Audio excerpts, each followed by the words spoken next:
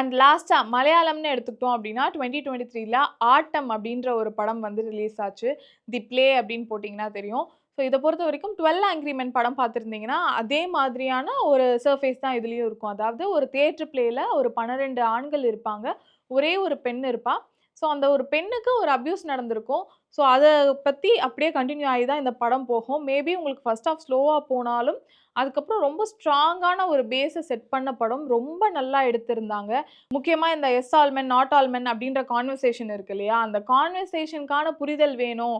ஏன் S all மென்னு சொல்றோம் அப்படின்றது தெரியணும் அப்படின்னா, இந்த படத்த உங்களுக்கு பார்த்தாலே தெரிஞ்சிரும். ஸோ அந்த படத்துக்கும் எந்த அவார்டும் கிடைக்கலையே அப்படின்ற ஒரு ஏக்கமும் எனக்குள்ள இருக்கு. ஸோ இதுதான் 71st national award film winners லிஸ்ட்ட பார்த்ததும் எனக்குள்ள தோன்றிய ஒப்பீனியன்.